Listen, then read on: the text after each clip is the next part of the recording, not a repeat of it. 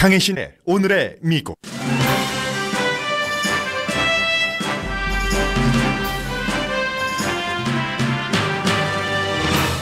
한국 정부의 북한에 대해 군사회담과 이산가족 상봉 제의를 한 것을 미국 언론도 보도합니다. 미국 언론은 군사회담 제의에 초점을 맞춥니다.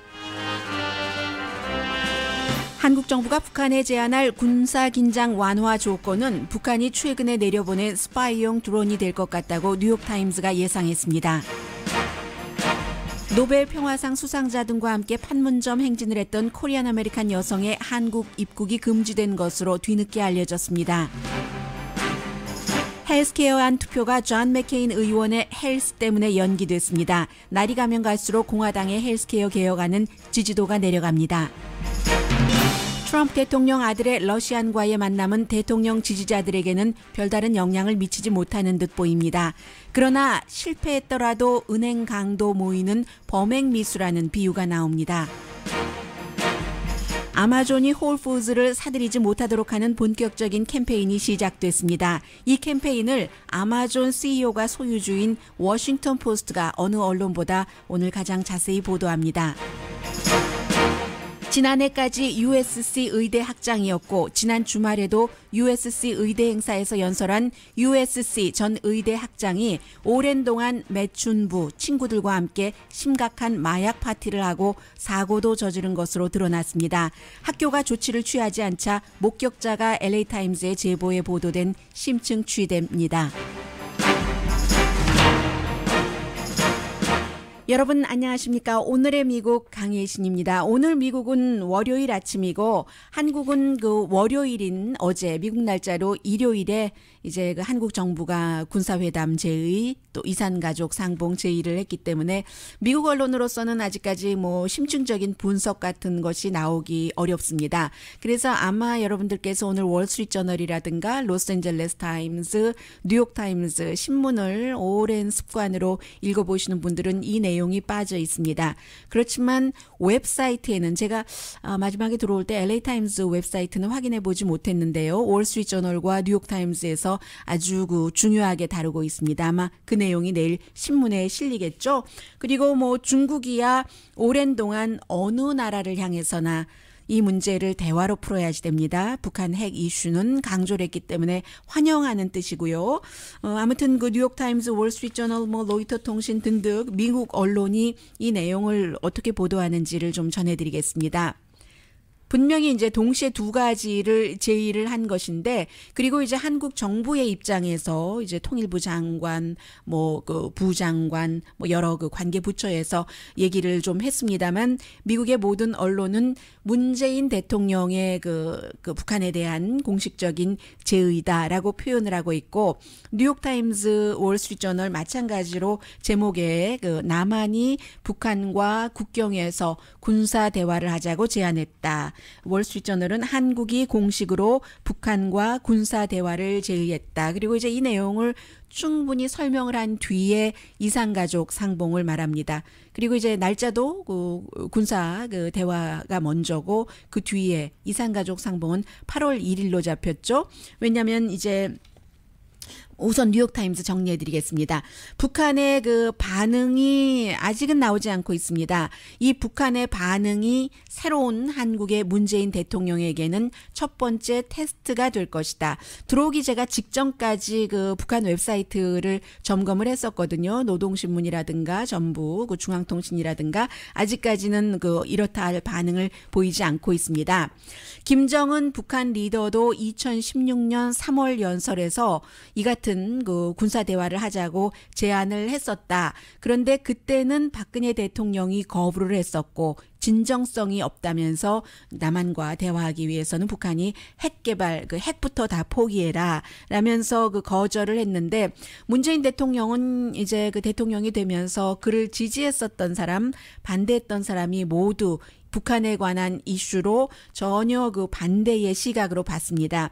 그리고 그 이후에 미국 대통령을 만나서도 여러 가지 서로 동의를 하면서 남북 대화는 하겠다. 또 트럼프 대통령도 남한과 북한 사이에 그 안에서의 대화는 적극적으로 지지를 한다라는 확약 비슷하다고 할까요? 그런 것까지 받았고, 그 뒤에 이제 역시 그 베를린 연설에서도 마찬가지 그 문재인 대통령의 후보 때부터의 그 북한에 관한 시각 내용을 얘기를 했고 지금 이제 발표를 한 것이잖아요. 이제 국방부도 군사 핫라인이 없는 것이 의도하지 않은 군사 충돌을 피하기 위해서도 우리가 빨리 만들어야지 된다라고 얘기를 했고 그래서 이제 어제 그 제안을 한 두 가지에 대해서 군사회담에서 지금 그 한국이 무엇을 북한과 말하기를 원하는지를 밝히지 않았잖아요. 그런데 이제 뭐 지난번에 뭐 여러 가지 그 예를 그 들고 그 생각을 해보면 일단 그 북한이 그 군사 드론을 그 한국으로 스파이하기 위해서 보낸 것 이것에 대해서 남한이 뭔가 얘기를 그 할 것이고 그리고 이제 확성기를 통해서 대북 방송하는 것 이것은 원래 안 하기로 하고 한 것은 사실이에요. 그래서 이제 그런 부분 같은 것을 얘기를 그 하게 될 것 같은데 이산가족은 이제 판문점에서 그 이제 그 2015년도에 만나고 못 만났는데 이번에 다시 판문점에서 만나기로 하고 그런데 이제 뉴욕타임스가 지적하는 것 가운데 하나가 북한이 이산가족 같은 것을 거부한 것이 이제 그 해외에서 일하다가 남한으로 갔다고 남한은 이제 그 탈북한 것으로 보고 북한은 납치했다고 하잖아요. 12명을 돌려보내야지 되겠다고 하고 그리고 또 한 가지를 다른 언론은 지적하지 않는데 뉴욕타임스만 얘기를 합니다. 김련희 씨라고 원래 중국에서 이제 병치료 받으러 갔다가 그 나중에 본인이 얘기한 것에 따르면 브로커에 속아서 남한에 가서 몇 개월 일하면 돈 많이 벌어서 다시 북한으로 돌아갈 수 있다 해서 남한으로 다른 탈북자와 함께 갔는데 결국은 그 중국으로 갈 수도 없고 북한으로 돌아갈 수가 없게 됐고 그래서 이제 그 북한에서는 이 사람을 계속 그 북한으로 보내라고 하잖아요. 왜냐하면 그 김련희 씨가 내가 실수했다. 북한으로 돌아가고 싶다라고 계속 얘기를 하고 있고 한국의 국정원은 선례가 없기 때문에 법적 그 근거가 없어서 보내줄 수가 없고 김련희 씨가 여권 신청을 했을 때 거부당했고 그리고 이제 국정원은 가면은 이제 그 숨질 수도 있고 북한에 의해서 이용당할 수 있기 때문에 선전 도구로 보낼 수가 없다는 얘기고 그 사이에 김련희 씨가 여러 번 자살 시도를 했습니다. 지금 유엔에서도 이 문제가 그 펜딩돼 있는 상태인데 지금 북한이 이렇게 그 12명 그 웨이트레스 문제와 김련희 씨 문제도 얘기하고 있기 때문에 지금 남한의 이 같은 제안에 대해서 어떻게 반응할지는 모르겠다. 그리고 이제 그 사이에 유엔 안전보장이사회에서는 북한이 최근에 그 탄도미사일 그 테스트까지 계속 하고 있기 때문에 새로운 그 결의안을 마련하기 위한 그 일종의 그 프로세스가 진행되고 있다라는 얘기를 하고 있습니다. 글쎄요. 그래서 이제 이게 뉴욕타임스 보도고 월스트리트저널은 박근혜 그 전 대통령 탄핵 이후에 당선된 문재인 진보 대통령의 북한에 대한 시각이 미국 도널드 트럼프 대통령에 비해서 상당히 부드럽다. 그래서 이제 이러한 것을 지금 그 제안을 하게 됐는데 주한 그 미국 대사관은 미국은 북한 이슈에 대해서는 서울과 계속 협조하겠다는 입장이다. 아직까지 그 워싱턴에서 정확한 입장이 나오지 않은 것 같아요. 제가 광고 나가는 동안에 다시 한번 점검을 해보겠습니다만은 문재인 대통령이 취임 이후에 이제 북한이 시리즈로 핵 테스트를 했는데도 불구하고 그 같은 핵 테스트에 대해서는 비난을 하고 또 한미 군사 그 훈련을 하도록 지시를 해서 하기도 했죠. 그럼에도 불구하고 북한과 대화한다는 그것은 포기하지 않는다는 게 월스트리트저널의 해석입니다. 주말에 그 북한의 노동신문이 베를린 연설에 대해서는 만족하지 않는다는 그런 그 기사는 실었고 그리고 이제 이달 초에 그 북한이 미사일 테스트 한 것에 대해서 문재인 대통령이 비난하니까 그것을 또 그 비난했다는 얘기도 하고 있습니다. 이제 월스트리트저널은 그렇고 로이터 통신의 경우도 군사회담 제안을 더 미국에서는 훨씬 그 여기에 포커스를 두고 있습니다. 판문점에서 왜 군사회담을 하자고 제안하는가 그 부분에 대해서는 당연히 적대적인 그 군사활동 중지를 원하고 한반도의 뭐 평화와 안정을 원한다는 것인데 그럼 왜 지금 그 뉴욕타임스나 월스트리트저널이나 왜 지금 탄도탄 미사일까지 계속 그 발사하고 있는 때 이게 왜냐하면은 1953년도 7월 27일에 휴전협정을 체결을 했기 때문에 7월 27일이면은 이제 그때에 이제 맞춰서 하자 뭐 이런 거잖아요. 그 전에 대화와 협력을 해서 긴장을 줄이고 한반도에 평화를 가져오는 게 결국은 핵 문제를 풀 수 있다는 게 이제 조명균 그 통일부 장관의 얘기였고요. 그래서 7월 21일이 미국 날짜로는 금요일이지만 한국 날짜로 목요일이 되죠. 목요일로 봐야지 되겠군요. 이제 현지 시간으로. 그래서 통일각에서 로이터 통신은 통일각이 어떤 곳인가를 미국 사람들에게 또 설명을 해줍니다. 북한 빌딩이다. 그렇긴 하죠. 네.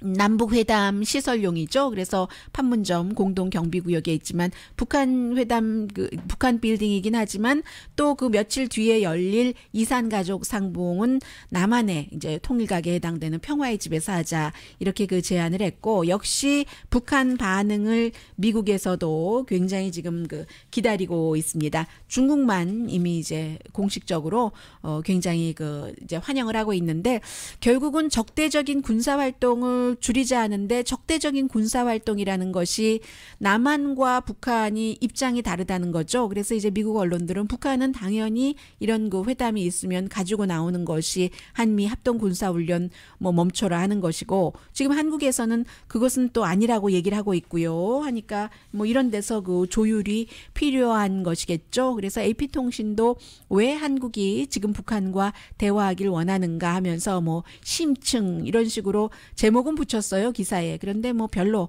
한국 사람으로 보면은 뭐 모를 것도 없고 뭐 심층도 되지 않고 다만 그 AP통신도 그 기사 그 중간에 보면은 북한이 탄도탄 미사일 테스트를 하고 2주일도 채 되지 않아서 문재인 대통령이 이 같은 제안을 했다는 것 강조했습니다.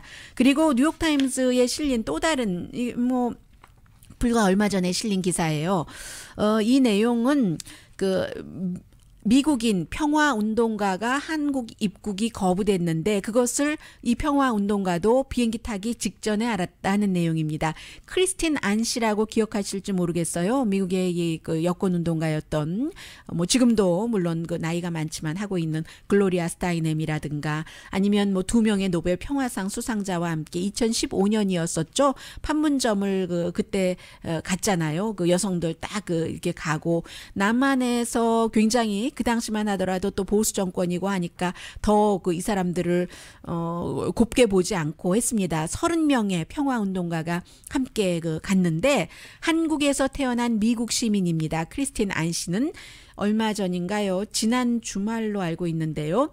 아시아나 에어라인을 타고 목요일이군요. 지난주에 샌프란시스코 공항에서 이제 인천 국제공항을 거쳐서 중국을 가려고 그리고 이제 그 뒤에 다시 한국으로 가려고 했답니다. 그런데 비행기를 타지 못한 거예요. 입국 금지인데요. 그래서 이 비행기 아시아나 인천 국제공항에 가는 것은 탈 수가 없습니다. 해서 비행기를 이제 상하이로 가는 새로운 티켓을 끊었다고 하거든요. 한국 법무부가 국가 안보와 공공 안전에 위험하다 해서 입국 금지를 시킨 것으로 추정을 하는 거죠. 당사자도 뉴욕타임스가 보도를 했습니다만. 그리고 이것을 문재인 정부가 하진 않았겠죠. 박근혜 전 정부가 이제 2015년도에 DMZ에 갔으니까 그렇게 한 것으로 본인도 추정을 하고 있는데 그래서 이 당사자가 뉴욕타임스와 인터뷰에서 문재인 정부가 빨리 고쳐주기를 원한다. 중국에서 이제 한국에 있는 뉴욕타임스 최상은 특파원과 이메일로 교환을 한 내용입니다. 박근혜 전 대통령이 한국에서 태어난 이 미국인이 뿐만이 아니라 또 다른 이름은 얘기하지 않았어요. 북한에 대해서 부드럽게 말한다고 출국 금지 뭐 이런 나중에 출국하긴 했죠. 제 생각에 신은미 씨를 얘기하는 것 같아요. 그런 적이 있다라고 얘기를 하면서 한국과 미국 많은 사람들 뭐 세계인들이 함께 모였었잖아요. Women Cross DMZ 캠페인 2015년 반대했었던 것은 그 당시에 박근혜 정부와 보수적인 그쪽 그 그룹에서는 북한의 선전도구로 이용된다. 그리고 실제로도 이용되기도 했습니다. 이 여성들이 노벨 평화상 수상자까지 포함해서 북한 리더를 찬양한다 하는 것을 북한에서 보도하기도 했었죠. 지금 어쨌든 크리스틴 안 씨는 44살 국제 코디네이터예요. 코디네이터 그 평화적인 이런 그 이벤트에 대해서 일요일 날 어제 이제 같이 지난번에 DMZ에 갔었던 글로리아 스타이넴과 노벨 그 평화상 수상자 메리어트 코리건 맥과이어 이런 사람들이 한국에 이제 한국이 아니고 주 워싱턴 한국 대사 안호영 대사에게 한국이 지금 이 여성에게 내린 입국 금지를 이제 취소해 주도록 그런 요청을 지금 했고요. 그래서 이제 만약에 그런 것들이 뭐 빨리 수습이 된다면 크리스틴 안 씨뿐만이 아니라 지금 다른 여성들과 함께 다음 주에 서울에 가서 뭐 여러 가지 본인들의 후속 이벤트가 아마 있는가 봅니다. 그래서 달라지는 것이죠. 물론 대통령은 뭐 미국에서는 트럼프 대통령을 미국 사람들이 뽑았고 한국에서는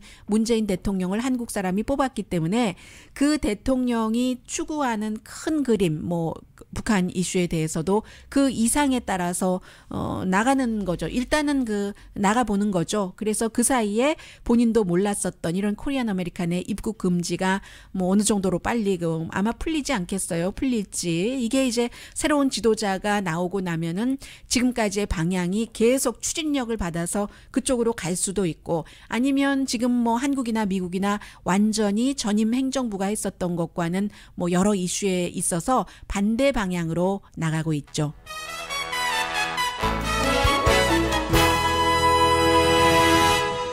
잠시 뒤에는 CNN 보시는 분들은 늘 CNN을 보시고 팍스 보시는 분들은 늘 팍스 뉴스를 보시는데 저는 방송을 하는 사람으로서 팍스보다는 CNN을 이전까지는 좀 많이 봤습니다.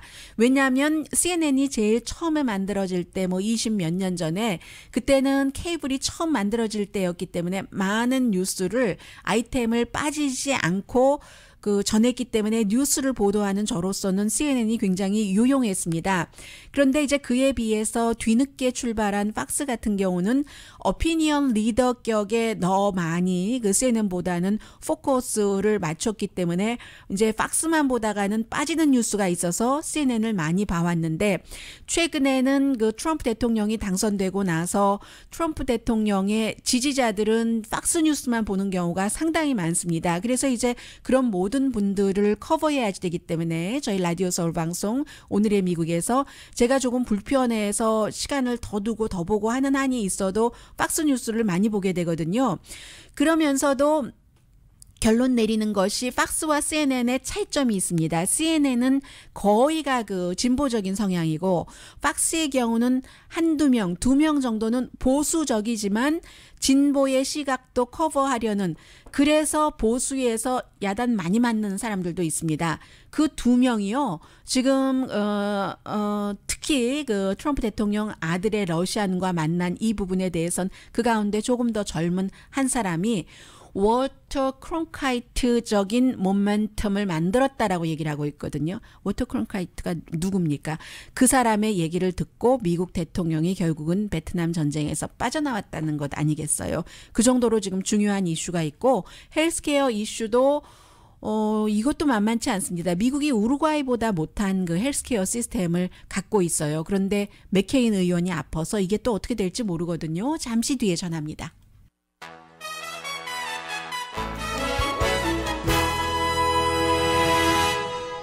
라디오 서울 방송 오늘의 미국 듣고 계십니다.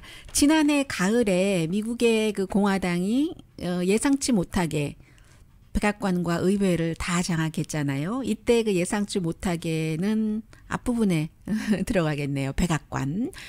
그래서 아주 빨리 오바마 케어를 없앨 것을 기대를 했었습니다. 왜냐하면 그 트럼프 대통령도 내가 대통령이 되면은 그 첫날 이 오바마 케어부터 없애겠다라고 얘기를 했고, 미국 그 공화당 의회에서는 뭐 2010년부터 계속 그런 얘기를 오바마 그 케어 통과되자마자부터 얘기를 해왔기 때문에 시행도 시작되기 전에요. 그래서 하원에서는 통과가 됐습니다. 그런데 상원에서 이제 그 맥케인 그 연방 상원 의원이 눈에 그 혈전 그 수술을 받았다고 하죠. 근데 이제 그게 그 우에 눈썹이 있는데요. 여기 이제 이렇게 개복 수술을 한 거기 때문에 본인은 이번 주 한 주일 쉬면은 된다고 하지만 의사 그 전문가들이 얘기하기는 한 몇 주일 정도는 쉬어야지 된다. 그래서 생각했던 것보다 심각하다. 그러면 투표가 지금 그게 안 나온다는 거잖아요. 또 연기될 수 있고 뭐 통과가 돼도 뭐 하원이랑 또 조율하는 과정이 힘들 텐데 지금 문제가 뭐냐? 그러면 뭐 맥케인 의원이 조금 늦어진다 하더라도 뭐 한 달 뒤에 두 달 뒤에 하면 되지가 아니라 날이면 날이 갈수록 사람들이 이 오바마 케어를 그 좋아하는 사람들이 늘어나기 때문에 일주일 지나고 2주일 지나면 이걸 통과시키기가 힘들어집니다. 의원들이 지역구 그 민심을 반영을 하기 때문에. 그래서 오늘 보면은 그 폴리티코가 닷컴이 도널드 트럼프 대통령과 공화당 정치인들이 오바마 케어 또 오바마의 그 도드라지는 그 업적이잖아요. 오바마 케어가 이것을 과소평가했다. 여기에 대해서 도전하는 것이 이 정도로 어려울 줄 몰랐다 해서 드라마틱하게 과소평가했다고 표현을 하고 있습니다. 그리고 일이 잘 안 될 땐 서로 손가락질 하잖아요.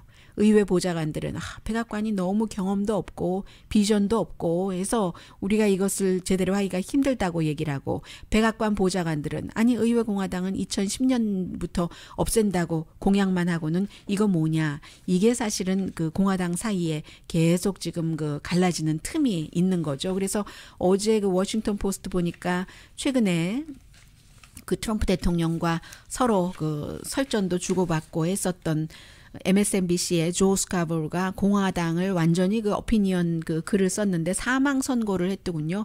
더 이상 이제 그 공화당은 내가 방어할 수 없는 정도의 죽어가는 당이다. 95년부터 2001년까지 플로리다주에서 연방 그 하원 의원을 했고, 그래서 지난주인가요? 이제 무소속을 선언을 했잖아요. 과거의 공화당은 큰 정부 안 된다고 하고 여러 가지 이슈가 있었는데 트럼프의 공화당은 이슈가 없는 당이고 희망이 없이 보수 그 기반을 그 지금 잘못 흔드는 당이다라고 얘기를 하면서 정치 역사학자들은 언젠가 그 트럼프 대통령을 역사의 변칙으로 규정짓겠지만, 그러나 이 트럼프 대통령의 잔해가 공화당을 조각내고 있다 하는데, 공화당이 어쨌든 이 헬스케어 이슈로도 지금 그 여러 가지 그 갈라지는 의견을 그 갖고 있는 것은 사실입니다. 예를 들어서 지금 원래 있는 공화당안, 크루즈안 뭐가 많잖아요. 그런데 어쨌거나 여론은 유니버설 커버리지라는 것을 좋아하는데 모든 사람이 다 건강보험은 가져야 된다는 거예요. 우루과이가 갖고 있는 것을 우리가 왜 못 갖냐. 디벨롭드 된 그 컨트리들이 다 갖고 있는데 왜 미국만 가장 부자인데 못 갖고 있느냐. 정치인이 이미 우리가 갖고 있는 것을 빼앗아 가는 것을 원치 않는 게 여론이고, 그리고 또 하나의 특징이 소비자와 보험회사가 의견이 같기는 참 힘들잖아요. 그런데 모든 의사, 보험회사, 소비자가 전부 오바마 케어 지키기에 나섰고, 그리고 그 공화당이 만약에 이것을 패스한다 하더라도 그 2018년까지는 시행하지 않을 것으로 보는 사람이 많습니다. 왜냐하면 시행했다간 당장 가졌던 거 뺏기는 사람이 많으니까 2018년도 선거에서 그럼 그 의원들이 다 지고 말잖아요. 이런 정도로 지금 그 공화당이 굉장히 그 어려운 형편이거든요. 그래서 지금 폴 라이언 하원 의장도 어렵고, 중도는 중도대로, 보수는 보수대로 더 강하게 해라. 뭐 서로 의견이 다르니까 굉장히 그 힘들고요. 그래서 그 존 맥케인 의원이 투표하지 않으면 일단 두 명이 안 한다고 하니까 부통령이 한 표를 상원 의장으로 보태줘도 이게 그 과반수가 안 돼서 안 되는 거고, 이 정도로 존 맥케인 의원이 완전히 그 회복이 중요한 원인이 그 됐습니다. 오래 두면 둘수록 통과하기 힘들고, 왜냐하면 공화당 주지사들이 지금 오바마 케어를 점점 지지하고 있거든요. 그래서 공화당으로서도 방법이 없었던 게 아니에요. 많이 돈을 주고 있잖아요. 그 주들에다가 돈을 주면서 야, 이것도 해주고 이것도 해줄 테니까 이거는 좀 통과시키자, 상원 의원들한테 그렇게 하고 있는데, 가장 중요한 것이 유권자들이 안 내놓겠다고 하면은 이게 굉장히 힘든 것이고요. 그리고 간단히 정리해 드리겠습니다. 주말 사이에도 오늘도 계속 그 미국에서 탑 뉴스가 되고 있는데, 왜 그 트럼프 대통령과 트럼프 대통령 그 주니어의 이메일 스캔들은 다른 사람들과 연관된 러시아 스캔들과 다른가? 너무나 이제 그 대통령의 아들이니까 가장 측근이잖아요. 뭐 사위도 조사받고 있긴 하지만, 그리고 대단히 예민한 그 이슈이기 때문에 이게 너무 그 힘든 것이고, 그러니까는 트럼프 대통령이 임기 시작할 때부터 트럼프 대통령이나 어드바이저가 러시아와는 잘 지내기를 하기를 원했던 것이 아닌가. 러시아의 제재도 풀어주고 이런 얘기들 지금 계속 하고 있고요. 가장 중요하게는 팍스 뉴스에서 지난 주말에, 팍스에서 모든 사람들이 뭐 진보나 보수보단 진보가 더 좋아할 거예요. 그 셰파드 스미스라는 그 앵커가 있잖아요. 그리고 크리스 월러스, 이 사람 보수입니다. 보수인데도 소속은 민주당이에요. 크리스 월러스가 3번의 힐러리 클린턴과의 그 토론회, 도널드 트럼프 후보 당시에 할 때 3번째였었죠. 그때 그 토론 그 사회를 맡았는데 보수와 진보를 다 만족시킨 사람이잖아요. 아주 공평하게 했다고 해서. 그래서 이 두 사람이 지난 주말에 팍스뉴스와 이제 대화를 하는 것을 보니까 셰파드 스미스 씨가 아주 화가 났어요. 왜냐하면 행정부에서 지금 계속 그 트럼프 주니어의 러시안 그 변호사와의 만남에 대해서 거짓말, lie after lie after lie after 하는데, 이것을 우리가 언제까지 이 라이를 계속 보도해야지 되는가? 이 사람이 계속 거짓말이라고 얘기하는, 이 저널리스트나 앵커들이 라이라는 단어를 미국에서 별로 잘 쓰지 않습니다. 오피니언 리더들은 쓰지만, 그러나 자신의 쇼에서 lie after lie after lie 3번인가 얘기하더군요. 제가 들려드리려고 하는데 너무 자극적이라 안 들려드리고 있어요. 한 것은 처음에는 뭐 입양 때문에 만났다, 뭐 이랬다 저랬다 하다, 만난 사람도 지금은 1명, 2명, 3명에서 4명, 5명에서 8명으로 늘어나 버렸거든요. 그러니까 이게 계속 기만이라는 단어도 썼고요. 상상할 수 없는 기만인데 왜 이런 거짓말을 계속 들어야지 되고 계속 우리가 시청자에게 전해야지만 되는가 하고 막 셰프 스미스가 화가 나서 얘기를 했어요. 그랬더니 그 위성으로 연결된 그 방송에서 크리스 월러스가 정말 나도 할 말이 없다. I have nothing to say 얘기하니까 결국은 그 동의를 한다는 얘기잖아요. 그리고 지금 트럼프 변호인 측에서는 그게 아무 일도 하지 않았는데, 아무 일도 하지 않았는데 뭐가 그 범죄냐라고 그 얘기를 하고 있거든요. 특히 이제 팍스에서도 마찬가지예요. 브리티 흉 같은 사람 같은 경우는 은행 강도를 할 계획을 짜려고 미팅을 했는데, 그 미팅에서 아무것도 나온 게 없다고 할 때는 계획도 하지 않은 것이고 강도도 하지 않은 것이다라고 얘기를 하면서 이제 그 트럼프 부자를 father and 그 son을 보호를 합니다. 그러니까 이제 어떤 사람들은 만약에 그런 미팅에 잠복 경관이 있었다면 은행 강도 음모라고 체포를 했을 것이다. 그리고 또 다른 사람은 은행과 은행계 모든 사람이 은행이 강도 당할 뻔했다고 하는데 강도범만 아무 일도 없었다고 한다라고 얘기를 하고 있고요. 그래서 범죄 음모 정의에 속하지 않을까라고 얘기하는 사람도 있습니다. 결국은 그 내셔널 리뷰의 그 조나 골드버그 씨가 이렇게 클리어를 하고 있어요. 은행을 부수고 들어갔는데 돈이 없었다. 은행 부수고 들어간 사람이 그때 아무 잘못 없었다라고 사람들은 얘기하지 않는다. 이게 이제 트럼프 주니어가 러시아에서 힐러리 클린턴에 관해서 그를 물리칠 수 있는 아주 센시티브하고 하이 퀄리티 정보를 주겠다고 하니까 I love it 하고 갔잖아요. 갔었는데 아무 일도 없었다 하니까, 아무것도 못 갖고 나왔다 하니까 이제 이쪽에서는 죄가 없다고 하고 그건 미수다라고 얘기를 하고 있고, 또 다른 사람들은 전에 러시아에서 CIA 헤드쿼터에서 오래 일했었던 사람 계속 주말에 미국 방송과 인터뷰하는데 그렇게 말하더군요. 미국에서는 이 트럼프 주니어는 덫에 걸린 것일 수도 있고, 러시아는 블라디미르 푸틴은 원하는 것 다 가져갔다.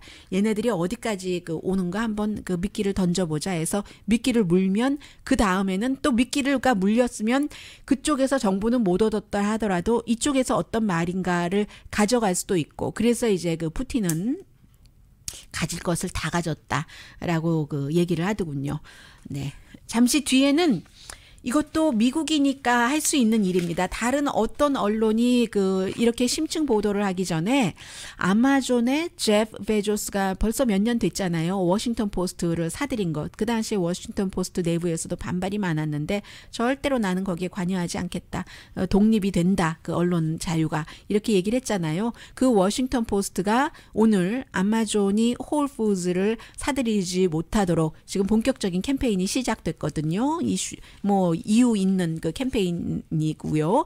그 부분에 대해서 보도를 했는데 만약에 예를 들어 한국 같으면 어떤 언론사가 그 사주가 다른 기업을 운영하고 있는데 그 기업이 다른 큰 기업을 또 사려고 할 때 이게 반발이 많으면 다른 어떤 언론보다도 그것을 심층 취재를 하고 심층 취재한 내용을 보도를 할까요?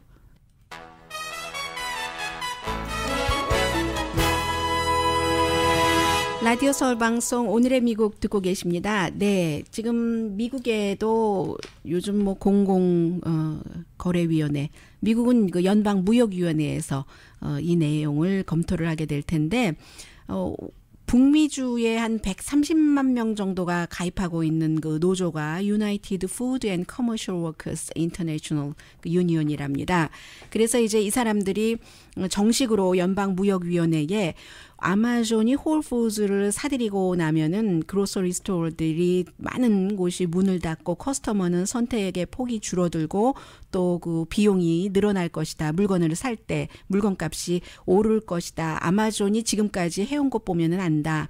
온라인 모델과 크기 분명하게 불공정 거래를 할 것이다. 이 땅의 모든 그로서리 스토어를 힘들게 할 것이다. 이게 이제 이 노조에서 얘기를 한 거예요. 지난달에 발표를 했잖아요. 미국의 홀푸드가 한 450군데 스토어가 있는데 137억 달러에 이제 산다고 발표를 했습니다. 아마존에서는 절대로 그렇게 안 한다고 하죠. 그리고 이제 아마존에서 지금 캐셔도 없이 물건에 다 바코드가 찍혀 있어서 미리 어떻게 크레딧 카드 같은 것을 만들어 놓고 하면은 할 수 있는 고 모델 이것을 홀푸드에는 가져오지 않는다고 얘기를 합니다. 일자리 줄이기 없다고 합니다. 처음엔 다 그래요. 그래서 이제 이 아마존의 홀푸드 사는 것을 반대하는 사람들은 우리가 새로운 기술을 반대하는 사람은 아니지만 미국의 미래에 중요하다라고 얘기를 하고 있습니다. 그래서 이제 대체적으로 이 노조에는 크로거라 든가 큰 슈퍼마켓 체인 갖고 있는 세이프웨이, 알버슨이 있고 홀푸드 직원들은 가입하지 않았어요. 왜냐하면 홀푸드 직원들은 이런 노조에 가입할 필요도 없죠. 왜냐하면 회사에서 너무 그동안 잘해줬었으니까.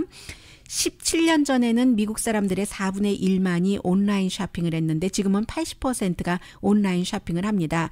결국은 아니라고 해도 아마존은 홀푸드도 그렇게 운영을 할 것이라고 사람들이 믿고 있는 것이고 어쩌면 그쪽으로 가는 게 당연한지도 모르겠고요. 금요일을 기준으로 올해 미국에서 5,370군데 스토어가 문을 닫았는데 지난해보다 162% 늘어났습니다. 리테일 스토어가 설 땅이 없는 거예요. 그래서 그로서리 업계에서도 지난해에 11,000개의 일자리가 이미 줄어들었는데 온라인 쇼핑 때문에 그런 경우가 상당히 많죠. 물론 아마존이 홀푸드를 어떤 방식으로 운영을 할지 온라인을 거기에 많이 집어넣을지 아직 말하기는 이릅니다. 그리고 이제 이 완전한 사는 것이 승인된 것도 아니고 승인될지 아닐지도 불확실하고 그런데 다른 곳에서 일하는 그런 사람들뿐만이 아니라 민주당의 정치인도 이거는 안 된다고 반대하는 사람들이 있거든요. 예를 들어서 저쪽 로드 아일랜드가 지역구인 데이빗 시실리안 의원 같은 경우 법사위원회 소속이니까요. 청문회를 요청을 했습니다. 동료 의원들에게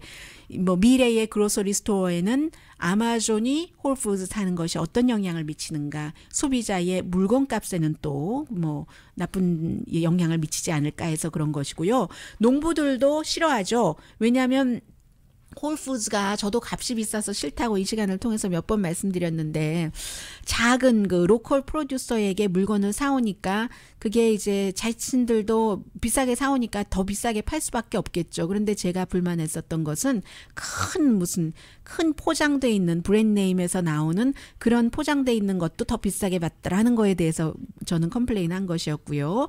그래서 아마존이 되고 나면은 나중에 이제 막 큰 데서 뭐 다른 곳에서 싼 데서 이렇게 수입을 해다가 팔 수도 있다 하는 얘기가 될 테고 아마존은 여기까지는 홀푸드 거 그대로 유지한다. 말이라는 건 바뀔 수 있는 것이거든요. 정책도요. 그래서 지금 이 케이스는 연방무역위원회와 법무부가 검토를 하는데 미국 법에 따르면 두 기구 가운데 한 곳만이라도 그 딜을 막으려는 그런 그 법적 조치를 취할 수가 있고 한 곳에서만 취해도 이게 이제 제동이 걸릴 수가 있어요. 요즘에 이제 한국에서 프랜차이즈에 대해서 부당한 이런 것 많이 있잖아요. 그런 것을 이제 미국에서 지금 막고 있는 이런 일을 연방무역위원회와 법무부가 하고 있는 겁니다. 불공정 경쟁으로 파악을 하면은 이게 안 될 수도 있어서요. 2년 전에 안 된 일이 있었죠. 스테이플이 오피스 디포를 합병하려고 했을 때 비슷한 것, 반독점법 위반으로 결국은 하다 지난해 5월에 아마 딜이 깨졌죠. 뭐 그런 일이 있는데 어쨌든 샤퍼에게 쇼핑객에게 해가 주는 모든 딜에 도전할 의무가 있다. 연방 무역위원회는 이제 이런 얘기들도 많이 하고 있고 아마존의 비즈니스 모델을 생각하면 오히려 소비자들에게 값을 내리고 혁신이 될 수도 있다라고 말하는 사람들도 있기는 있습니다. 그런데 한 기업이 모든 것을 다 장악하는 것에 대해서는 장기적으로는 미국 내에 아직까지는 반대하는 그룹이 훨씬 많은 것 같습니다. 아주 샤킹한 뉴스예요. 아마 제가 인터넷 웹사이트로 봤는데 로스앤젤레스 타임스 오늘 전면 페이지 분량으로 3면은 되는 것 같았어요. 그 3면을 제가 다 아는 오늘의 미국을 1시간 다 통틀어도 못 전해드릴 텐데 중요한 팩트는 전합니다. 의대 학장이었던 사람이 지금도 아마 병원은 하고 있는 것 같아요. 학교 안에서의 병원도요. 오랜 동안 이런 마약 파티를 많이 해왔었답니다. 전해드립니다.